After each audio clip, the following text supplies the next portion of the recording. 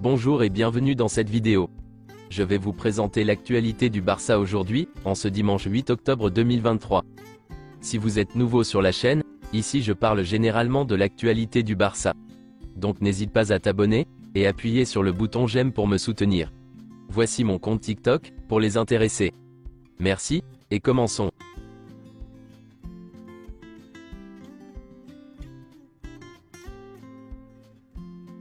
Le Barça joue aujourd'hui contre Grenade, et voici la liste des joueurs convoqués pour le match contre Grenade. Xavi a fait quelques déclarations en conférence de presse d'avant-match. Frenkie de Jong est l'un des meilleurs au monde, et il l'est quand il s'entraîne. C'est pourquoi certains sont surpris. Ils le voient s'entraîner et se disent « Pourquoi est-il si critiqué ?» L'environnement a la capacité de tout sous-évaluer, un footballeur qui est un 10 est un 8, un joueur qui est un 8 est un 6, c'est pourquoi le Barça est le club le plus difficile au monde pour les joueurs.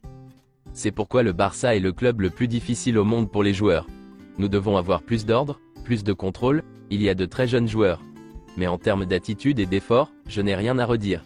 L'autre jour à Porto, c'est le match où nous avons parcouru le plus de kilomètres. Alejandro Balde? Nous le voyons très bien. C'est une garantie, l'autre jour il a été l'un des meilleurs, la seule chose est qu'en attaque nous devrions générer plus de retours, parce qu'il en génère beaucoup. Contre Porto, il a été l'un des meilleurs. Christensen en tant que pivot? Il n'est pas notre première option. Ce n'est qu'en cas d'urgence, comme ce qui s'est passé avec Eric Garcia. Nous ne l'excluons pas, parce qu'il a joué à ce poste en équipe nationale. Les blessures? Celui qui est le plus proche du retour est Pedri, mais c'est une question de sensation. Voyons comment vont Lewandowski, Rafinha, Frenkie. Oriol Romeu? Il était au niveau de l'équipe avec le ballon l'autre jour, quand nous n'étions pas bons. Mais Oriol est une garantie, je suis ravi de l'avoir dans l'équipe. C'est une recrue extraordinaire. Il nous apporte beaucoup de sécurité défensive et en attaque, il a été bon. Notre idée change sans Lewandowski? Pas l'idée, mais Lewandowski est différentiel, il génère de la peur et du respect chez l'adversaire, il fixe les adversaires, ils attendent le 9, nous allons essayer de faire en sorte que celui qui jouera aujourd'hui se débrouille bien. Notre système? Il sera toujours comme ça. C'est notre ADN, bien joué. Et c'est vrai que nous n'avons pas été bons avec le ballon, contre Porto. Nous avons regardé des vidéos, sans le ballon, nous avons été spectaculaires. Il est compréhensible de parler du match, bien sûr. La blessure de Lewandowski? C'est une perte très sensible comme celle de Rafinha, Pedri, de Jong. C'est notre joueur le plus différentiel, c'est un leader.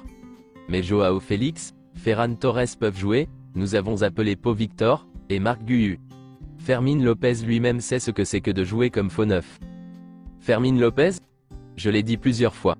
C'est un joueur que j'aime bien. Il utilise ses deux jambes, il profile bien, il a un tir de loin. C'est un joueur qui gagne des duels, agressif, intense. Il aura beaucoup de minutes s'il continue à ce niveau. Xavi ne pourra pas compter sur Lewandowski, pour le Classico. Ferran Torres sera le remplaçant de Lewandowski, suite à la blessure de Robert Lewandowski. Christensen pourrait être testé en tant que pivot, lors des prochains matchs. Le but de Cancelo contre le Real Betis, est le but du mois de septembre en Liga. Cancelo et Joao Félix, ont été convoqués par le Portugal. Ter Stegen et Gundogan, ont été convoqués par l'Allemagne pour les prochains matchs. Fermín López et Pablo Torre, prêtés par le Barça, ont été appelés par l'Espagne des moins de 21 ans, pour les prochains matchs. Alejandro Balde, Gavi, Lamine Yamal et Ferran Torres ont été convoqués par l'Espagne, pour les prochains matchs. Selon une rumeur, l'Atlético Madrid espère vendre Joao Félix, pour 80 millions d'euros cet été. Le Barça s'est renseigné sur la possibilité de recruter l'ancien joueur de la Masia, Xavi Simons, selon certaines informations. Cet été, malgré les rumeurs d'un retour du côté du FC Barcelone, l'Argentin a préféré poursuivre sa carrière à l'Inter Miami. En Floride, l'Argentin s'y plaît et a réalisé des débuts tonitruants.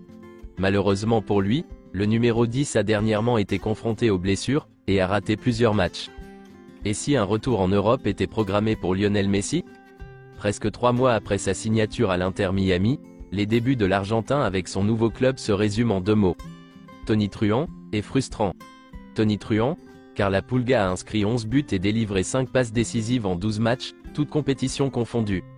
Frustrant, car le numéro 10 a manqué 1 mois et demi de compétition, pour avoir été laissé au repos, mais surtout pour avoir été blessé.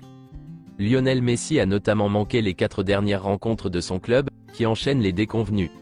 Durant cette période de doute, l'avenir du numéro 10, sous contrat jusqu'en 2025, serait remis en question.